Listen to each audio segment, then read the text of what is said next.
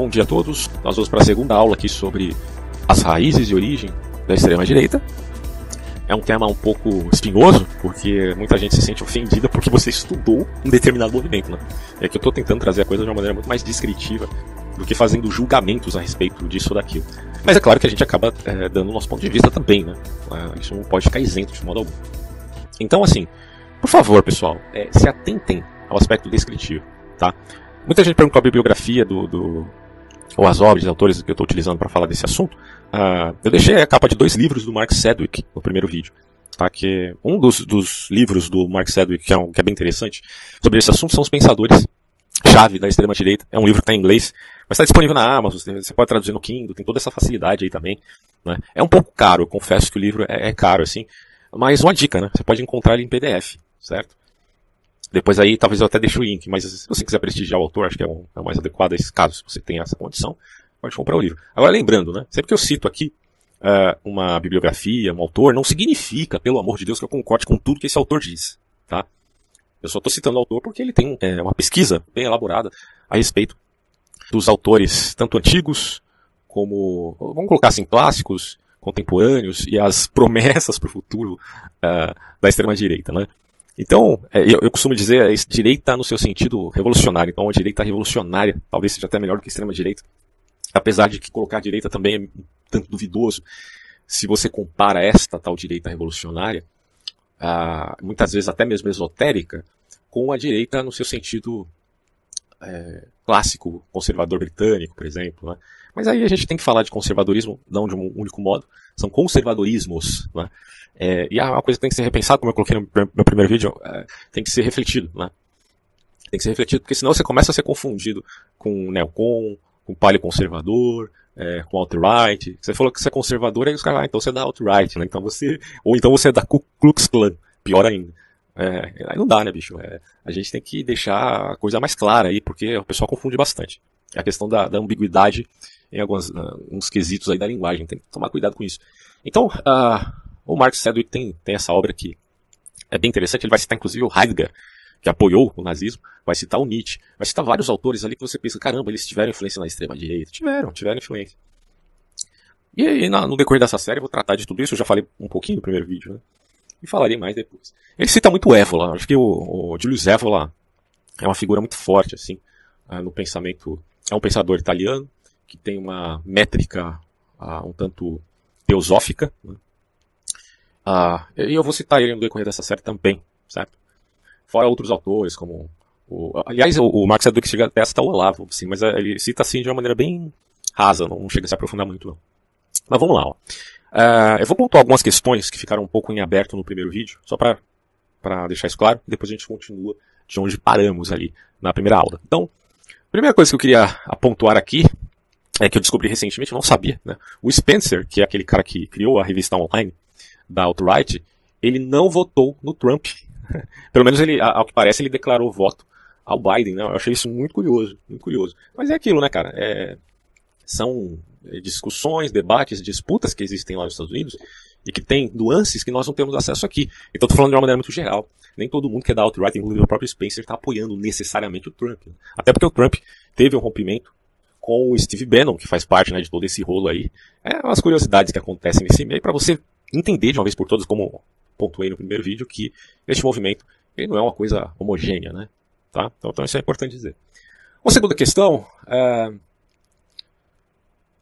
aquela ideia da ferradura, né? Deixa eu comentar só um pouquinho disso aí, porque algumas pessoas me questionaram sobre a ideia de que este exemplo, né, que na verdade eu coloco apenas como um esboço, tá, a respeito do espectro político, onde você claramente pode identificar o rosto desenhado nele, tá?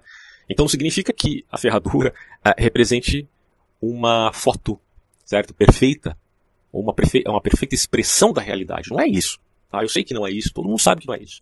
Mas ele representa apenas um esboço mal desenhado, o qual você consegue, apesar disso, identificar quem está ali. Tá?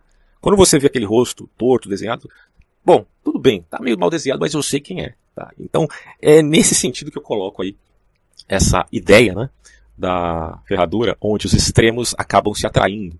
Por isso que a gente pode dizer que Hitler e Stalin eram irmãos gêmeos heterozigotos, porque eles tinham diferenças, mas eram muito similares. E essa ideia de irmãos heterozigotos parte de autores que estudaram profundamente esse assunto, né? Ou seja, eles reconhecem semelhanças, mas eles sabem que não são necessariamente iguais. Ponto. É simples assim. Os extremos se atraem, como diz Norberto Bobbio.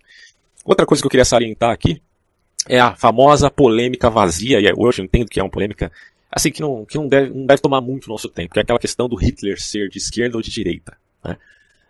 Eu fiz alguns comentários aqui no meu canal do YouTube, canal não, na minha página do Facebook. Eu gostaria de ler para vocês, antes da gente continuar, já para eliminar esse assunto, porque senão se a gente ficar nesse tema aqui é meio complicado, porque algumas pessoas me questionaram no primeiro vídeo, você está falando que o Hitler é de extrema direita, então.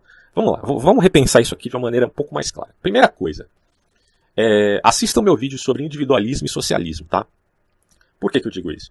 Porque repensar o que é o socialismo é fundamental para a gente tentar entender o que significa um partido que se diga nacional socialista, tá?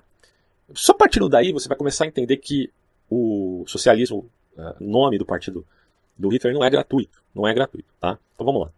Eu costumo até dizer que assim como um cachorro é um cachorro, o nazismo é um nacional-socialismo, ou seja, é auto-evidente isso. Primeira postagem que eu coloquei aqui é a seguinte, eu já discuti muito esse assunto, né? Mas olha só, nazismo socialista. Primeira questão. A heresia do nazismo socialista, um pecado mortal na Inquisição da Academia Brasileira. Isso aqui no Brasil é meio complicado de se discutir, né? Porque as pessoas não abrem espaço para essa discussão, porque já acham que é tolice, inocência, mas vamos repensar isso? Vamos lá. Sobre convenção e natureza, eu disse aqui, a respeito da origem dos nomes, penso que possamos falar de um significado em sentido restrito, o que implica identificação imediata, ou de proximidade imediata, com a coisa mesma. E isso em diversas línguas, certo? Mas sem se esquecer que há, além disso, o sentido amplo, onde um significado se amolda também à particularidade de certa cultura, ideologia ou contexto especial. Esta é a distinção básica entre denotação, sentido próprio, e conotação, sentido amplo. Tem a ver com aquele debate convencionalismo e natureza. Podemos colocar então dialética para resolver essa questão. Ou seja, um processo dialético entre o aspecto intersubjetivo e a coisa mesma. Eu sei que isso é polêmico também, mas vocês vão entender meu raciocínio aqui. Por exemplo, dizer que há socialismo no nazismo é a admissão da lógica interna do próprio nazismo, que se diz um nacional-socialista, certo?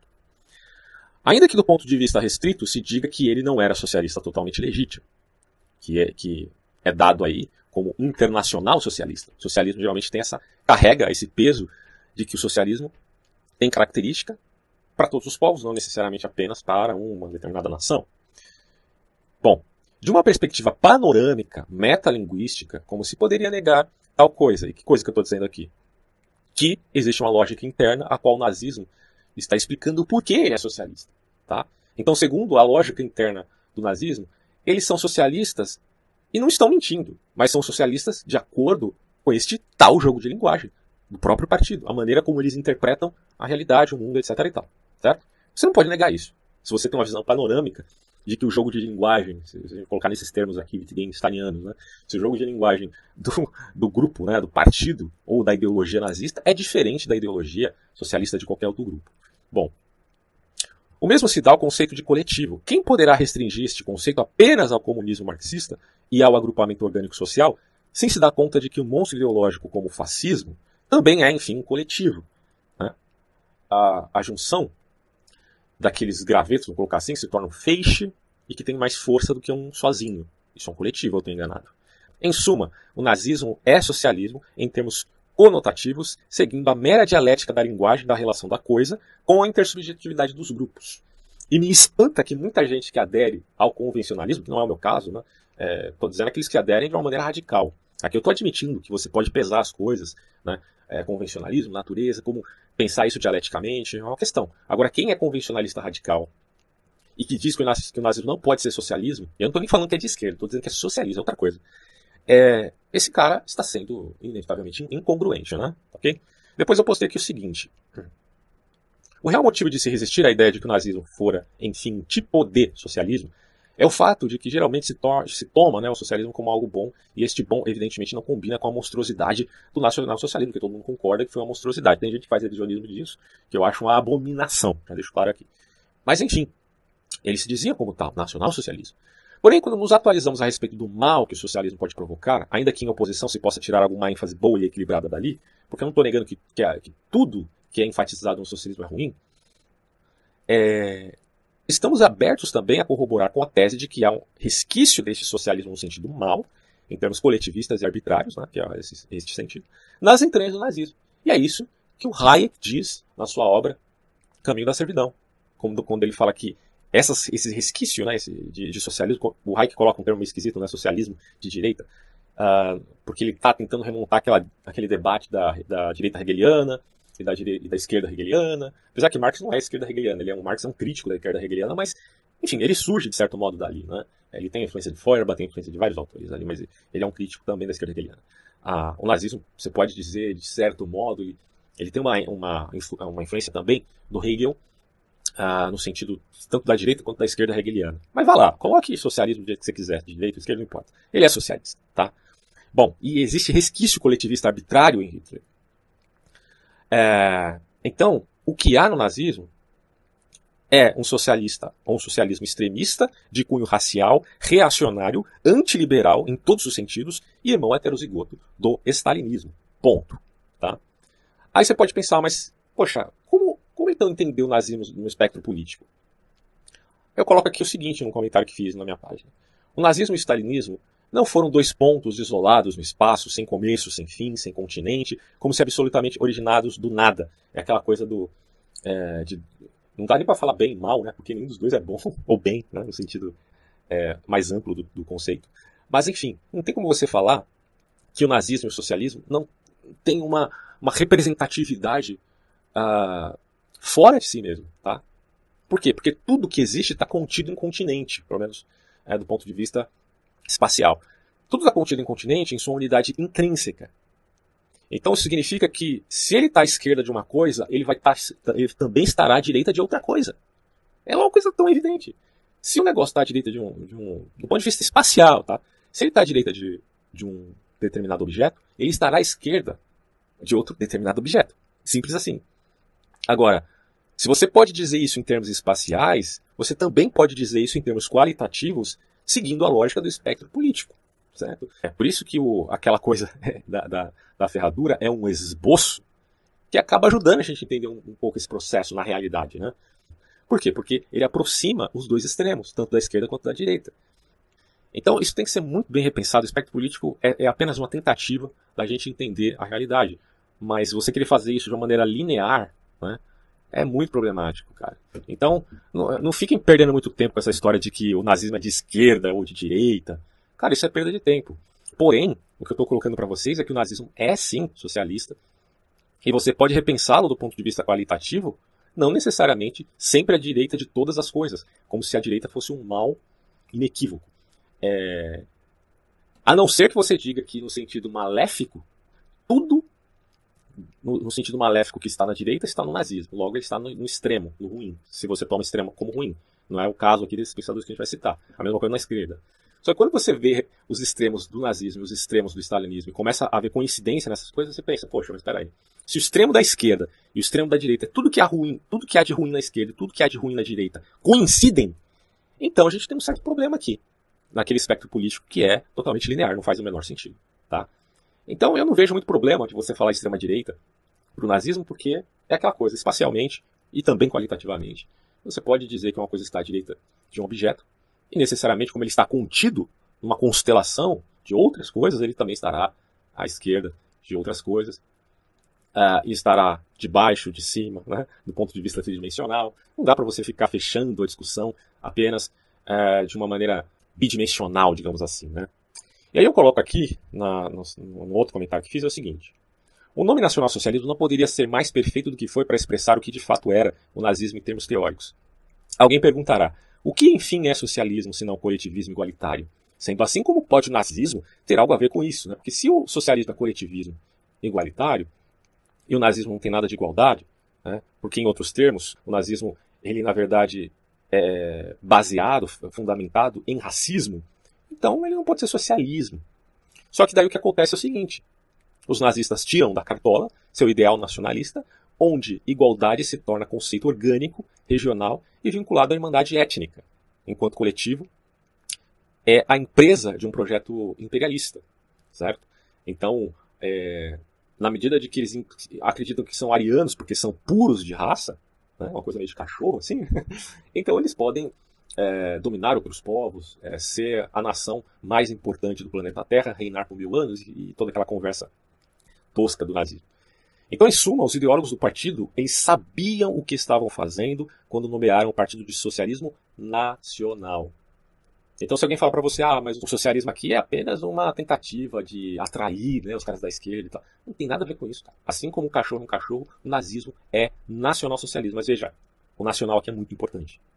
Porque está seguindo a métrica do movimento revolucionário alemão, que já tinha essa especificação de uma direita. Por que é direita nesse sentido? Porque ele está se opondo ao comunismo, né? Os dois são revolucionários, tá? Tanto o nazismo quanto os marxistas ali à época. Mas ela está se opondo ao método do Manifesto Comunista. Por isso que o Hitler escreve Minha Luta, né? É um manifesto também, um manifesto político, assim como o Manifesto Comunista do Marx há muitas décadas atrás. Só que é uma métrica diferente, mas são revolucionários do mesmo jeito, né? E o socialismo do Hitler portanto, no caso do nazismo, que é o partido que já existia antes, é um tipo de socialismo, só que nacional. E é aquela coisa do jogo de linguagem, da conveniência, da convenção dos próprios teóricos do partido. Bom, com isso a gente pode continuar. Tem mais um detalhe, eu tinha falado muito sobre etnopluralismo e multiculturalismo no meu primeiro vídeo. E devo deixar claro aqui para vocês que essas duas coisas elas não são necessariamente antagônicas, tá? Por isso que eu disse lá que essa disputa pode ser um falso dilema, já que não há necessitarismo em que as coisas sejam distintas, diferentes, embora eu seja totalmente crítico aí ao multiculturalismo e também crítico aos radicais de etnopluralismo. Não que eu seja contra que exista um pluralismo cultural, que eu sou totalmente a favor.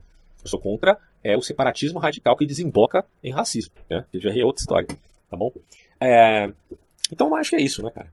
Um outro ponto também que eu falei do Évola no primeiro vídeo, falei do Alain Benoit, a gente vai continuar falando disso aqui, e eu citei que o Évola, não o Évola, mas o Alain Benoit, ele é a favor do neopaganismo, em vista de trazer à tona, né, valores pagãos, aí, aquela coisa que daqui a pouco eu vou explicar, do arquifuturismo. Mas é um detalhe que eu tenho que deixar claro aqui, que o Évola, ele critica o neopaganismo enquanto modismo, tá? Mas ele é a favor dos valores pagãos do passado, daquilo que lhe parece mais original. Então isso tem que ficar claro também. Então vamos dar continuidade aqui à aula, né, depois desses pormenores. Espero que vocês não fiquem aí enchendo meu saco sobre os pormenores e deixem de prestar atenção na aula, que é o mais importante, tá? Vamos continuar falando da novela do Ra, certo?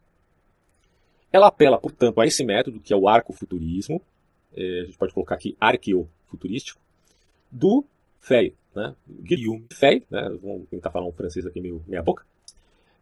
Ele também fazia parte do Grèce, tá? Aquele grupo lá de 1968, com Alain Benoit, que estudavam a civilização europeia. Então, tanto o Alain Benoit quanto o Guillaume Fay fizeram parte desse grupo, e este autor aqui é conhecido por repensar a coisa do ponto de vista de um método arqueofuturístico, ok? O arcaísmo e futurismo seria, pois, uma aliança filosófica entre o apolíneo e Dionisíaco. Essa aqui é, evidentemente, uma linguagem que ele toma do Friedrich Nietzsche para se referir aqui a um contexto mais amplo do que o próprio Nietzsche quis dar a essas ideias, certo? Então, aqui ele está pensando apolíneo e dionisíaco na junção entre o arcaico e o futuro, o futurístico, certo? Por isso que eu disse que esses revolucionários, eles são, assim, revolucionários, que pode parecer estranho, porque são conservadores, como podem ser revolucionários? Bom, eles estão fazendo uma síntese entre valores do passado, valores arcaicos, mas também do futuro. Então, é mais ou menos o que pensa o Edmund Burke, ou o Russell Kirk, quando falam da democracia dos mortos, né? Quer dizer, repensar o mundo, ou repensar a democracia, também vale falar do pensamento daqueles que viveram e já não estão mais entre nós, porque o pensamento deles é sofisticado. Então é evidente que estamos sobre ombros de gigante e precisamos pensar o mundo não do nada, né? A gente está pensando o mundo daquilo que aprendemos, daquilo que herdamos de outros grandes homens do passado, tá? Mas também estamos pensando junto com a pós-modernidade, né? Junto com pessoas que vivem hoje, junto com o conhecimento atual. Então é a necessidade de fazer uma síntese, arqueofuturismo. Parece um conceito bom de início, né? Só que aí vai ter algumas contaminações, e esse é o grande problema aqui, que colocará os críticos. Porque embora você pense, faz sentido eles valorarem o pensamento dos grandes homens do passado, isso é uma coisa que acho que grande parte das pessoas fazem, inclusive, os evolucionários de esquerda, porque eles estão repensando o seu momento histórico também junto com as percepções marxistas. E o Marx viveu no século XIX, cara, a gente está no século XXI. Então eles também já têm uma certa tradição aí. Só que é aquela coisa, né? Eles estão tentando inovar. E no fundo, a escola de Frankfurt mesmo, na sua teoria crítica, está repensando o mundo mediante Hegel, mediante Freud, mediante Marx, mediante Nietzsche. Então, eles também estão repensando com uma bagagem muito poderosa, né? Então não há como você se dispensar dos autores do passado como se não valesse nada. Isso aí é totalmente sem sentido, tá? Bom, só que o arqueofuturismo, ele se vale da cultura, tá? Em seu sentido orgânico. Então ele vai muito mais longe. E é um conceito-chave no pensamento aqui do Frey, né? Em vista do paganismo, que ele via como um objeto quase ideal, alinhado aí à questão de ordem cósmica. Tem toda uma questão aí de visão holística e orgânica, sendo, pois, uma solução para o cosmopolitismo. É uma coisa muito interessante a gente pensar nisso, porque, nossa, o mundo helenista ele já era um mundo, já coloquemos aqui, cosmopolita, né? Alexandre o Grande foi conquistando tudo que vinha pela frente, e o mundo se tornou como que um grande império. E aí você tem aquela sucessão de impérios, né, que o livro de Daniel na Bíblia se remete. Você tem lá os babilônios, os medos e os persas, os gregos, e depois, um pouco mais para frente, aí na época de Jesus, os romanos. Então são grandes impérios. Por quê? Porque o mundo se tornou agora conquistado, né, por esses homens, por esses governos, claro que cada um ao seu modo, e a identidade dos indivíduos acabou se tornando mais vinculada ao mundo conhecido, porque obviamente eles não conquistaram todo o mundo, mas só que é uma parte daquele mundo antigo. E não é mais você, a sua identidade, a sua cidade, a sua polis, mas agora o império, né? Então isso muda a visão das pessoas. O cristianismo mesmo nasce dentro desse contexto cosmopolita. Tá? E não é estranho que os cristãos digam que nossa pátria está no céu e não aqui na terra. Porque eles já estavam praticamente perdendo a sua identidade, não os cristãos necessariamente, mas os judeus, né? Perdendo a sua identidade por conta das influências helenistas. É uma questão muito interessante isso. E eles lutaram contra esses valores helenistas, contra a abominação desoladora, né? Que era colocar a imagem de Zeus ou sacrificar animais imundos no templo de Jerusalém. Eles lutaram muito contra isso, né? O livro de Macabeus está aí para contar essa história, né? Então, o cristianismo, quando fala de uma pátria celeste, ele está dizendo, olha, a minha pátria não é essa dos homens, desses impérios, desses grandes impérios que começam, tem o seu clímax, mas também caem. A minha pátria é celestial e é perene. Né? É muito interessante isso. Então, assim, o autor aqui, o Guillaume Fay, ele combatia as ideias vinculadas à imigração, mas não necessariamente os imigrantes em si. A questão é, nós precisamos defender a identidade dos povos. Identidade no seu sentido biológico e no seu sentido cultural. Então, aí há uma linha tênue entre você ser a favor da pluralidade cultural, que muita gente que não é de direita extrema é a favor disso, inclusive eu, mas ao mesmo tempo você vincular isso com o separatismo radical. Esse que é o problema, e o Fay parece que tem essa ideia aí de separatismo. Eu coloquei até um comentário aqui, ó. Em Fay, obviamente, também aparece o conceito de metapolítica, claro, porque ele está do grupo do Grass, como a difusão social de ideias e valores culturais, a fim de provocar profundas transformações políticas a longo prazo. Claro, isso no mundo ocidental. Você repensar agora o mundo nos parâmetros dessa extrema-direita. Dito isto, o arqueofuturismo seria um conceito que se refere à conciliação entre tecnociência e valores arcaicos, né, como a gente já viu aí. O arcaico aqui deve ser entendido, porém, como o fundamento ou começo e não um mero apego ao passado. Tá?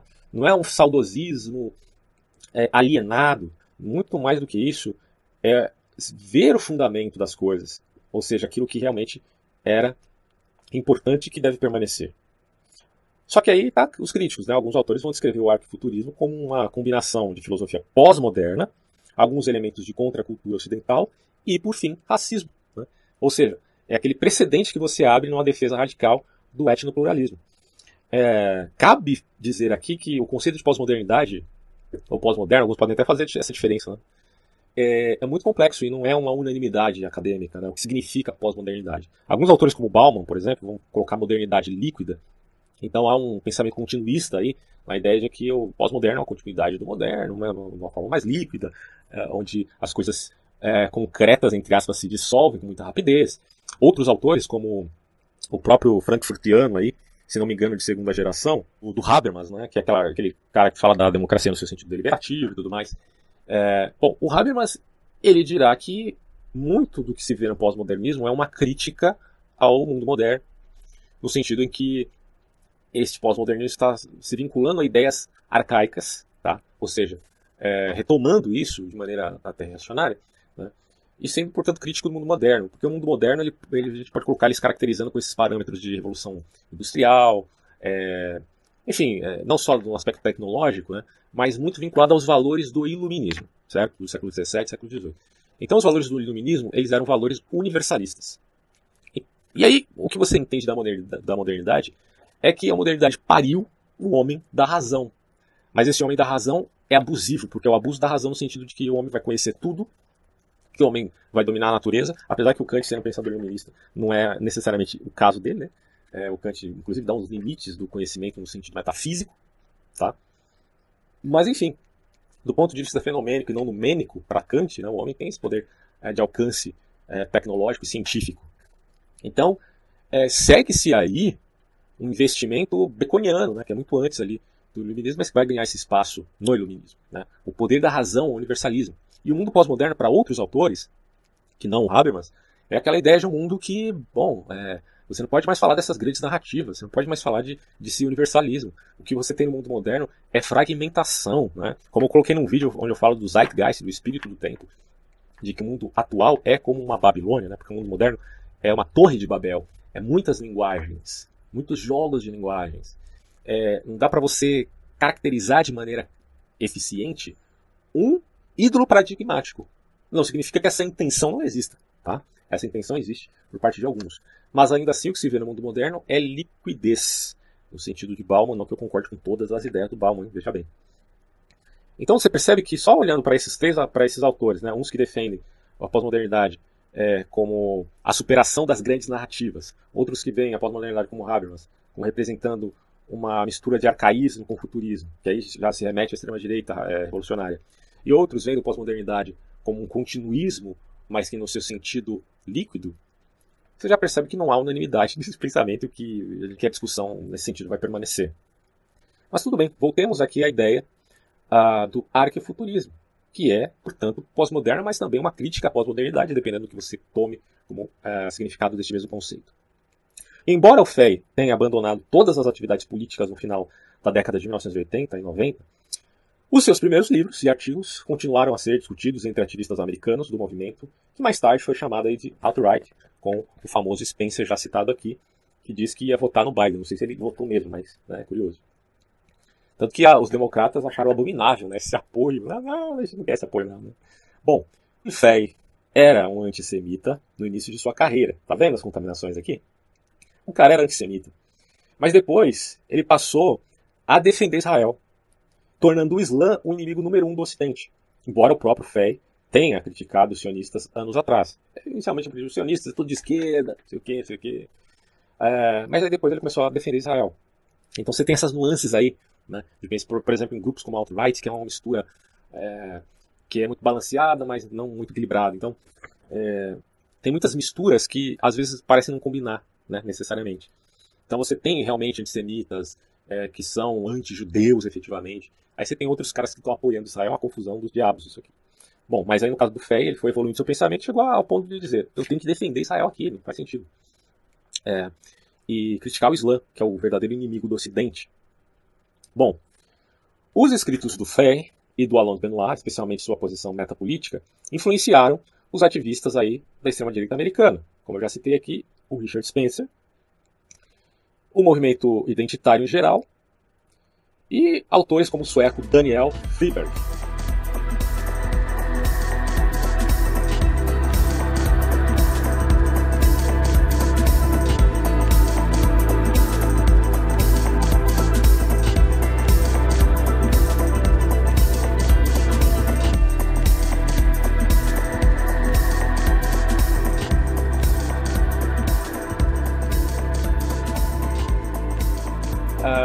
Sobre o movimento identitário, só para pontuar aqui, é uma ideologia política originada ali na Europa pós Segunda Guerra Mundial.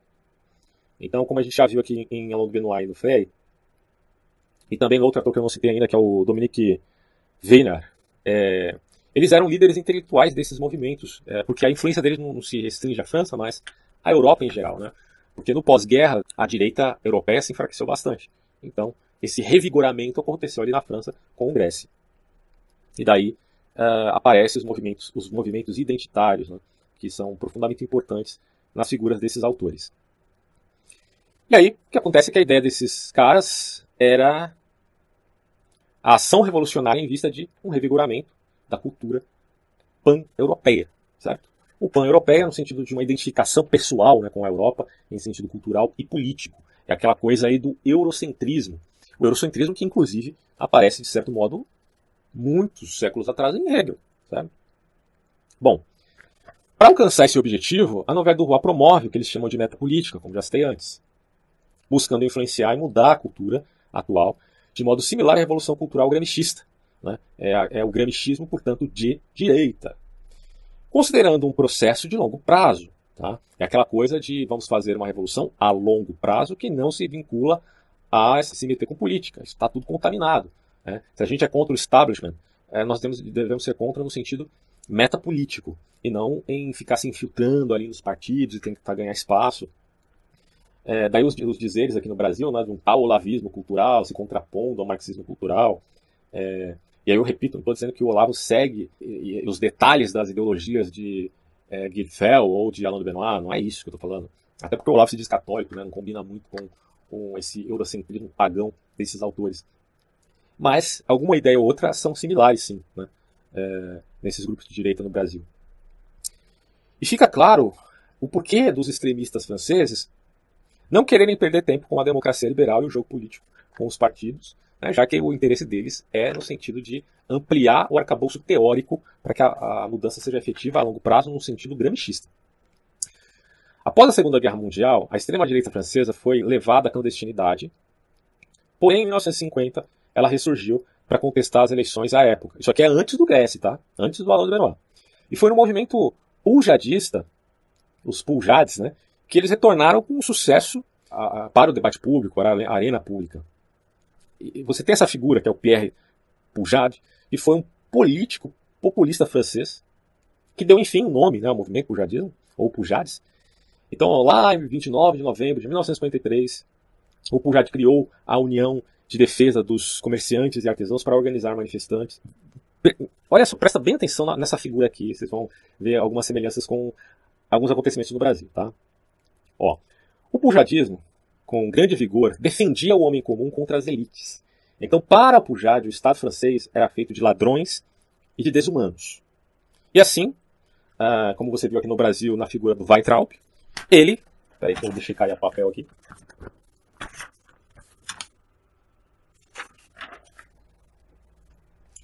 Ele se referia, né, ao Congresso como grandes sacanas. Não? O Weintraub fala, na verdade, do STF. E aí o que acontece? O populismo do Poujade, segundo a narrativa colocada aqui como homem comum, né, levou o movimento ao antiparlamentarismo. E esse antiparlamentarismo acabou incidindo em anti-intelectualismo, por alguns, não por todos, em xenofobia, porque também essa aqui é a acusação dos inimigos do poujadismo. Então a gente não pode dizer que todos eram xenofóbicos. E muitos acusaram ele também de antissemitismo, mas aí eu fico meio com o pé atrás com essas acusações.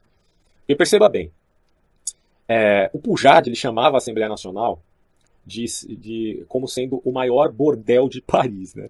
E os deputados uma pilha de lixo e de pederastas. Então isso aqui, por isso que eu falei do Weintraub, é muito parecido com as acusações. Né? E aí quando você fala de anti-intelectualismo, isso acontece porque o Poujade ele acusava os acadêmicos da famosa École Polytechnique de serem culpados dos problemas da França da década de 50. Né? Similarmente ao que muitos caras da direita acusam, vendo na USP um antro de esquerdistas mal intencionados. A gente tem que pesar bem isso aqui no Brasil, porque uma coisa é você descrever o fato, né? Verificar que isso realmente existe. Outra coisa é você exagerar o fato. Então, são coisas diferentes. Mas aqui é o contexto francês. Está parecendo um pouquinho com o Brasil, né? Atual. Ele foi acusado de xenofobia, como eu já falei, por ter uma aversão ao estrangeiro, no sentido de criticar política imigratória, tá? E também de antissemitismo. pela oposição que ele fazia a um cara chamado Pierre Mendes France, que era descendente de judeus portugueses. Aí, pelo fato do cara se opor ao Pierre Mendes, ele dizia que esse cara só tinha francês no nome, porque o sobrenome dele era France. Mas eu acho isso, sei lá, meio esquisito. Eu não me aprofundei a história, né, do sujeito, ou a biografia dele profundamente, para dizer se ele realmente era antissemita ou não. Tá? Então essas acusações também têm que ser repensadas, aí, mas o fato é que o pujadismo ele tinha sim esse radicalismo, apesar de tudo. Então, após a criação da Quinta República, lá em 1958, o Pujade e seu partido acabaram ficando ofuscados. Ali na França, o pujadismo, inclusive, é um termo frequentemente usado de modo pejorativo, e eu penso que isso vai acontecer também, já acontece, na verdade, né, com o bolsonarismo. Assim como o pujade se tornou um xingamento, o pujadismo, né, o bolsonarismo é aquela coisa, pare de falar bolsonarices, né, no sentido de que isso seja algo ruim. Já está acontecendo no Brasil, e assim, se o Bolsonaro fracassar ainda mais, essa coisa vai ficar bem evidente. Bom, o fato é que o pujadismo na época, ali na década de 50 na França, ele caracterizava um tipo de ideologia que se declarava anti-establishment. Mais uma coincidência aqui com o anti-establishment da extrema-direita brasileira e o anti-establishment da extrema-direita esquerdista também no Brasil, que acontece também, que existe. Né? E aí acabou se tornando um motivo a mais, né, para criticar esse tipo de política populista. Nas duas décadas seguintes, a 1950, o movimento de extrema-direita no país, no caso ali a França, se uniu à causa do Império Colonial, opondo-se aos movimentos de descolonização, que estava ganhando força na Indochina, na Argélia. Então você tem vários grupos paramilitares de extrema-direita que foram formando esse ambiente, né, tanto de ação política quanto ideológico. Então, só deixando claro que o paramilitar aqui são aqueles grupos civis armados, né, que parecem ser militares, mas não fazem parte das Forças Armadas. Então era um grupo que tinha uma ação efetiva. Né? Ok, então foi aqui que, adotando outra abordagem, vários intelectuais de extrema-direita decidiram que tentariam tornar suas ideias mais palatáveis e respeitáveis ao grande público, e aí surge o Grupo de Pesquisa e Estudo para a Civilização Europeia, em 1968, o chamado GRES, enfim. Alguns dos jovens que fizeram parte desse grupo eram radicais ultranacionalistas, anticomunistas, e mais do que isso, antiliberais, e centraram suas crenças em torno da defesa da sociedade ocidental. Tá? Vamos colocar aqui os pilares do Ocidente, mas não no sentido católico, né? Que é os pilares da filosofia clássica, do cristianismo e do direito romano. Não, os caras estão indo muito além, né? Ao ponto de chegar ao paganismo dos povos europeus ou indo-europeus. E aí se criou aquela questão do racismo científico que aparece em movimentos revolucionários alemães, como no caso um desses partidos do alemão, né, que era o nazismo, que aderia a essa ideia, denominada aí como racismo biológico, que, enfim, hoje é considerado como pseudociência, não tem essa coisa de que porque o racismo biológico é uma tentativa de justificar cientificamente a supremacia de uma raça perante outra, ou de uma etnia perante outra. É até engraçado porque alguns integrantes da alt-right usam o símbolo do leite, né, para testar crenças desse tipo, aquela coisa, eu posso tomar leite porque minha raça é branca, você não pode porque você é negro, porque você demonstra certa intolerância à lactose, não sei o quê. Bom, mas isso tudo aí são particularidades que nada tem a ver com superioridade. Né?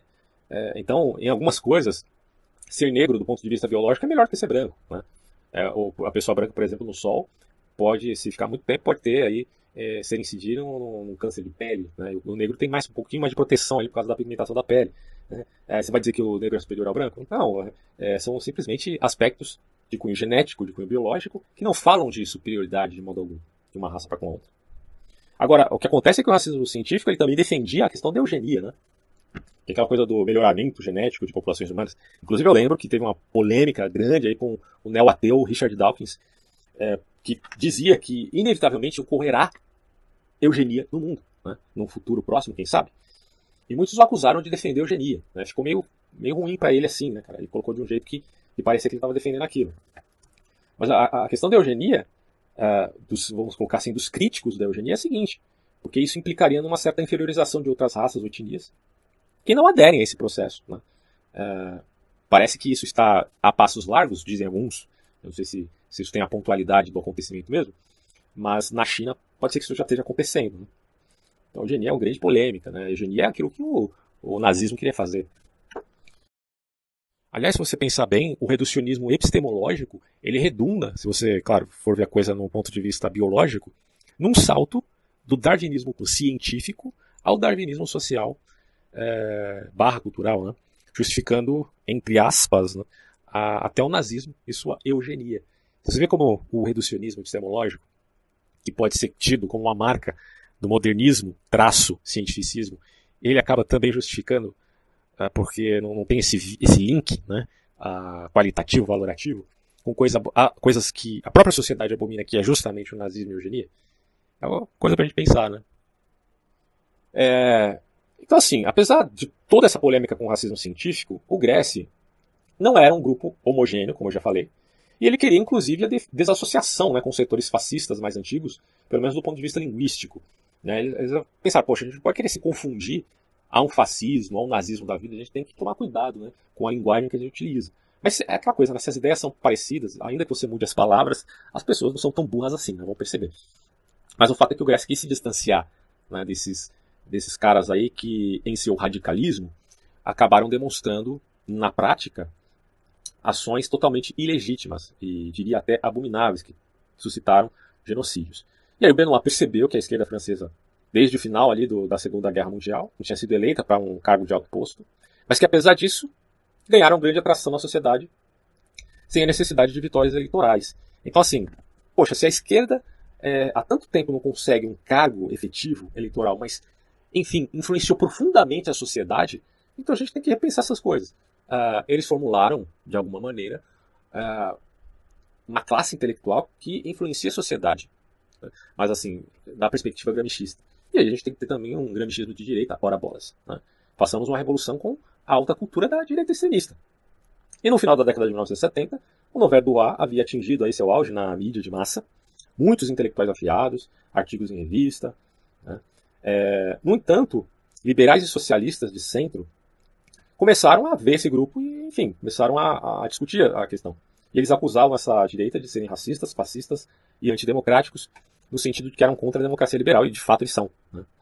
A partir disso, a nova direita se viu como um grupo perseguido, eu estou falando da Nouvelle Vague, e se distanciou cada vez mais da pecha de racistas, porque não ficava bem manter esse tipo de postura no sentido de um racismo científico. Mas ainda enfatizando o seu legado de defesa das diferenças culturais. Inclusive tem um texto que você pode encontrar aí na internet do Julius Evola, onde ele meio que rechaça a ideia de racismo no sentido biológico. Tá?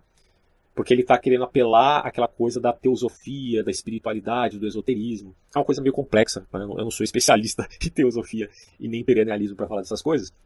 Até porque eles não concordam entre si. O Julius Evola criticava autores como René Guénon, né, que tinha já uma visão um pouco diferente da espiritualidade. Então, os caras brigavam entre si, né? Essa coisa do tradicionalismo aí.